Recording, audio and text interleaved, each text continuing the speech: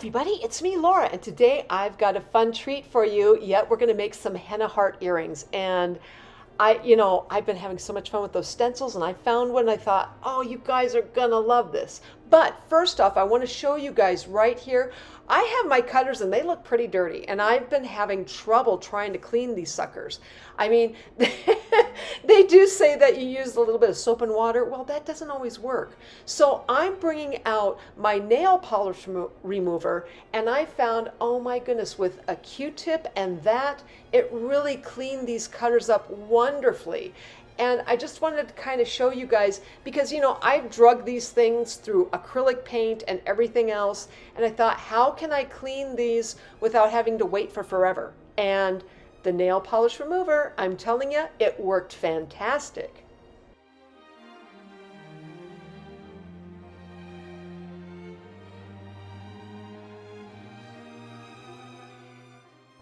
All right, so right away here, we're going to start and create our stenciled sheet. And yes, this is by Pukan.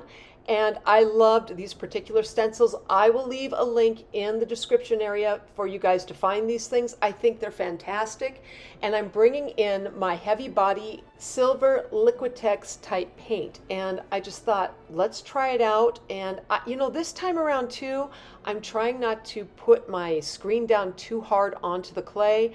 The clay was rolled out on a number 5 setting, just so you know, and I'm putting the paint on the paddle there, and then I'm just going to go ahead and swipe that over the entire sheet. And oh man, here's the thing. When I was using the heavy body, just as a reference here, when you use the heavy body paint, it takes a little longer to dry, so you have a little more time to kind of put that paint down onto the stencil. You don't have to rip it right up because it might, the thinner stuff, I always find it leaves a little bit of a residual and it dries super fast. This stuff seems to linger just a little bit more. And you'll also notice here, I bring in my tweezers. What I'm doing here is I look in there and I'm like, okay, did I put enough paint down?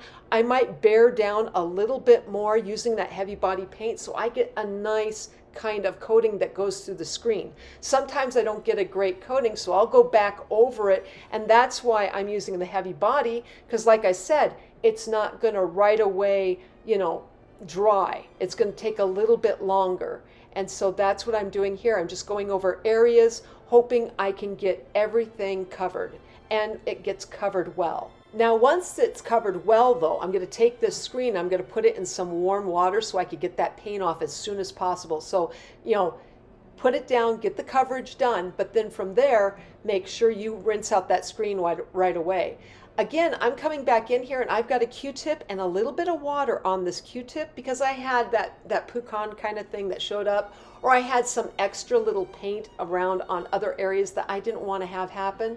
Well, you can take that up using just a little bit of water and a Q-tip. Now, I had to bear down a little bit and I had to pat the clay back into place a little bit, but this method worked pretty good. I mean, even when I had this big clump here, I thought, yeah, let's go ahead and try and get that up, right? And so again, the Q-tip and a little bit of water helped a lot.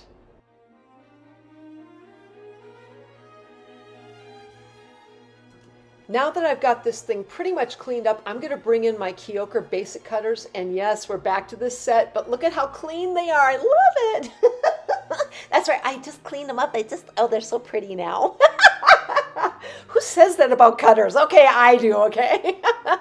Anyways, now that I got that figured out, I got the ones that I picked out I really like, and you guys know I love these particular shapes. So I'm going to go in here on this mandala from this sheet that I had created, and I'm going to start cutting out the shapes. Now I'm trying to get earrings here, right? And I'm trying to get them so that they match up. Well, sometimes when you're creating a mandala sheet like this, you got to make sure you've got enough, and enough to get 2 images of the same, right, for earrings. And the way that this pattern had gone down, this longer, this longer cutter was not working. So I had to pull the black out just a wee bit on the side there so I could get a matching, set there for this, the green, really, we're going to be turning that into. And as I'm cutting these out, I'm like, okay, I got to make these cutters work so that I do not take up an area, on that mandala that would interfere with the other two patterns at the bottom and the top of the sheet, because I wanted to get as much as possible out of it. I mean, yes, I could go ahead and wad it all back up again and roll it back out and do the, the paint, but that's just more work. And if I can just make it a little bit easier, it'd be so much nicer for me. So right here, again, you're seeing me just taking some of the smaller cutters even, and where can I match it up? And I'm not going to be using all of these images. Maybe somewhere in the future I might use a few of them, and you'll see, oh, that's right, she did that from that original sheet. And I'll be like, yeah, guys, I'm back again with it, right? But for now, I'm going to just be cutting out 3 sets of earrings here. And you can tell the big long ones there on the side where it goes that, east and west. And then the north-south one that I've got, which is a little bit fatter one, that'll be used for the red. And then I'll come in with probably one of the shorter ones here to do the blue. Although I really think, the more I was looking at it, I was like, no, we're going to save these particular pieces that I'm cutting out right now for another time. Instead, we're going to come in with a different cutter, and I love this particular cutter, and it works so well with that particular pattern. I was like, yes, we have to do it. So I went ahead and cut out 2 of these particular images with my cutter here, and we'll set that aside for our 3rd and final set of earrings. Now you can tell here I'm starting to take some of my other cutters, and I'm going to just start placing them down, trying to cut out any kind of pieces I can get from the sheet without having to, like I said before, not creating another sheet. And I really do get a lot out of it. I mean, you can tell that right here. I mean, as I bring up that black, oh my goodness, Laura has a lot to play with. I know, terrible of me, right? But I do have a lot of fun with these images. They are so, oh my goodness, there's so much here to play with.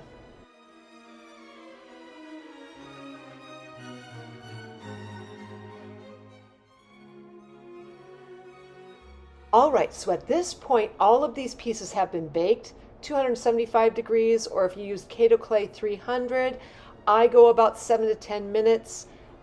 It might be longer for you if you live in a different kind of climate. Mine is, my altitude is pretty high. I'm at mile high here. So look at where you live. That's going to make a huge difference on your baking times.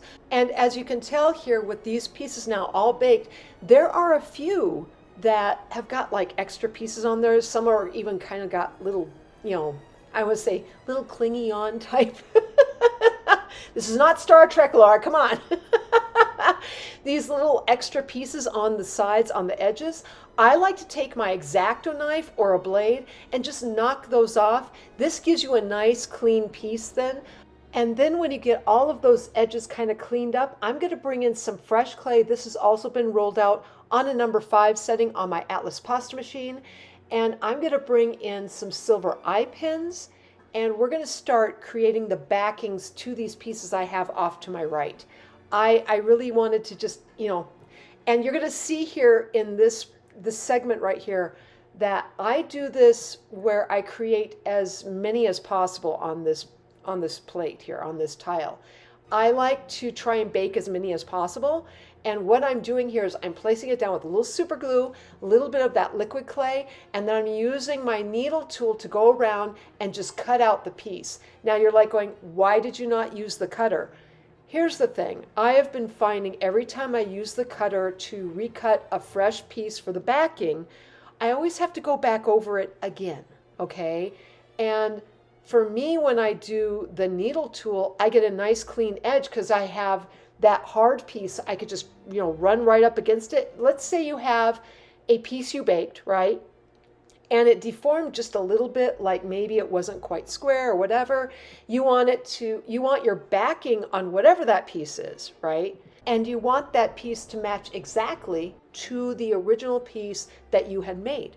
Well, sometimes doesn't always work with the cutter, and I just, I find this is more efficient for me. Plus, when I'm putting down that glue, and I know, it's a super glue, I try to get it to attach on pretty easy. Well, sometimes the super glue likes to leak out just a little bit, and if I could get it off, get the extra clay off of it right away, I don't have to deal with any extra glue that's going to make that difficult. Or I'm going to have extra pieces along the edge, right? Besides, you wind up with this thing of where if you make a cutter piece for the backing on these pieces, sometimes it won't match up when you place the harder piece down on top, and then you have to retrace it all over again anyway. So that's why I do it this way.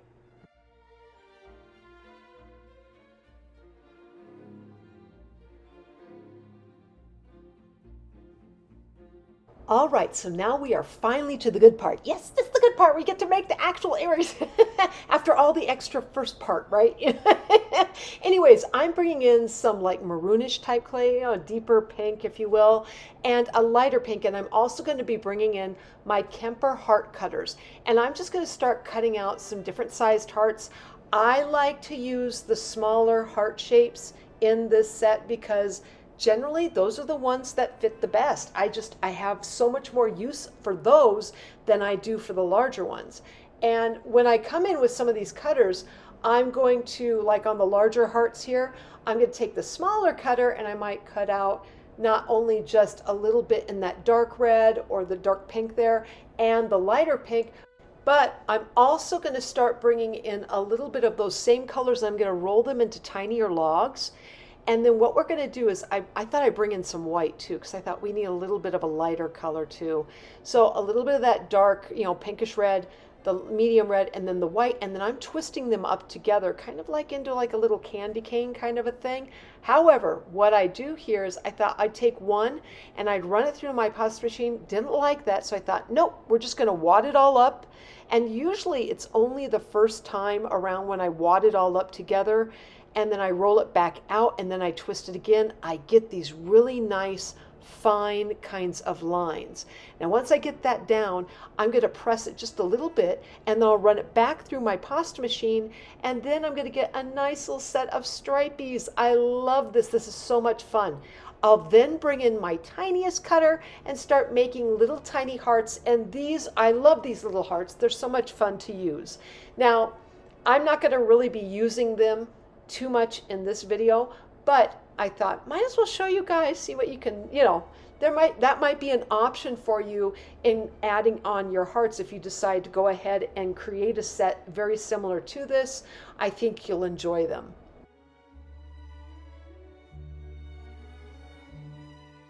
All right, so now my hearts are back in the oven. They're getting baked right now. And while those are baking, I take out these two pieces. I thought, let's bring in my pink metallic Posca. Yes, that's the 0.7 or 07 or whatever it is. And I absolutely love this. This is so much fun. I mean, you could just this is like, how do I put this? You're coloring on clay, but it almost feels like you would be, I don't know, coloring in a coloring book. I mean, that's the only thing I'm coloring in on my coloring book, except it's really just a piece of clay. Who thinks like this? Maybe me. Okay, that's all right. So I'm coming in with that Posca and I'm just coloring in little sections of these earrings with that Posca, and I love how this comes about. It is so wonderful. And you could just pick pieces and parts of your earring set to go ahead and paint in with the Posca markers. And the nice thing about Posca, no muss, no fuss. You're not dealing with a brush and extra paint. That all said, there are some areas on these particular little mandalas, whatever. Anyways, there are little parts to these particular earrings that you might need to use a brush. And you'll see that coming up eventually. I do have to eventually go in with a brush because the little point, even on the Posca, is not tiny enough, and I need a really tiny, itty bitty point to really get some of the extra detail I need on some of these earrings. So as I started finishing up kind of this pink, I was like, I like this, but I want a little bit more. And yep, I went to that white Posca. Had to bring this in. And I didn't mind. I thought this is kind of a nice way. Now, I did have a little bit of trouble because, like I said, some of these little areas, they get tiny. And when they get this tiny, I struggled a little bit with the Posca because it would kind of go over the silver that I had put down with that silk screen. And I didn't necessarily want that. You have to have a little tiny point. And this is where I was like, okay, I kind of had already committed myself on this particular set where I was like, all right, use the Posca. I might have to go over it and make sure it's just very, very, tiny again. And I did. I was like, okay, like right here, I brought in my silver. I had some extra silver, brought in the brush because I was like, no, I'm not liking the look of it. And that's what I had to do. Once I had that though, I thought, okay, just a simple dot. Sometimes a simple dot is all you really need. Or in this case here, yes, there was that detail, but I really wanted more. So that's why I thought I'll just fill in the entire thing on those little, those little half oval type things right near that pink. I thought that would really be okay because there's enough detail in, from that silk screen that you could fill in a few little areas and it's not going to make much of a difference. However, if you really want to have that extra detail from that silver, from that silk screen to show up, you're definitely going to need to go to a very tiny, probably a 10-aught brush to make sure you get that extra detail. Once I got all of my details in with my Posca markers, I decided to go ahead and put in the earring findings on these right away. And the reason is, I still need to go ahead and varnish over this. But the reason why I wanted those findings in was because it's a little easier to handle these things. And especially when it comes to varnishing, you've got a little bit of a handle, if you will, to use. But before I decided to go ahead and varnish, I thought, okay, those arts are now baked. I can bring them in. And especially here, I was looking at the top of these earrings and I was like, I don't like this. It looks unfinished. It doesn't look like it's got enough, I don't know, frou or hearts or something. It just was not sitting well with me. And so this is where the hearts really, I was like, okay, Valentine's is coming up, right? You want to make this kind of a little bit kind of towards that. And I loved it. Besides, who doesn't love hearts? I love hearts. And I thought, yeah, let's go ahead and place these in. I'm using a little bit of super glue. The reason for that, these are not going to get baked again. And I find that when I use just a touch of super glue on these pieces, it holds pretty good. I don't have to really worry about it. I mean, these are not going to go back in the oven. There's not going to be any heat involved. It's all good. So I figure, why not? So right here, I'm just taking some of those little tiny hearts, and the more I started placing them on, I was like, oh, this is it. This is my Mecca. This is my everything here, right? I'm like, oh, that's the solution. Sometimes it's a tiny thing like this that make the earring pop, and this was it. I still had the detail from that screen, that silk screen, but boy, oh boy, just adding in just a little bit of an extra added three-dimensional detail with these tinier hearts, it made it all worthwhile. Just made everything pop for me. Now, when it comes to planning things out, when it comes to my earrings and stuff like this, I don't usually do so. But when I get to a piece like this where I don't really want to have to go backtrack steps and everything, sometimes you just, when I have those little extra hearts, it's really good to kind of plan out just a little bit like, okay, that looks good. I like that. And that's what I did there just a little bit ago. Before I glued it down in place where I really liked it the best, I thought, let's go ahead and make sure we like those details in those specific spots, and it works great.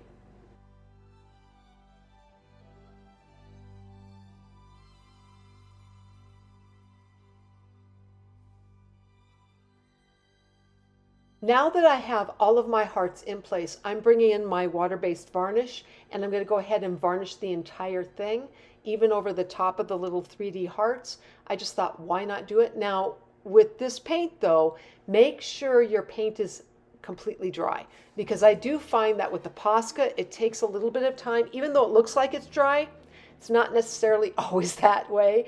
And when I do varnish it, I do what I call the one and done. So go over the paint like with one swipe. So make sure you have a thin, kind of thin coating on your brush with the varnish.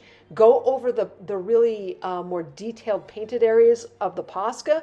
do it a one and done, you know, just brush it on real quick, let it dry, okay? And then after this is set a little bit, go back and varnish it again. And I do about 2 to 3 coatings of varnish depending upon how much of a high shine I want these earrings to have. And they are pretty shiny. I love that.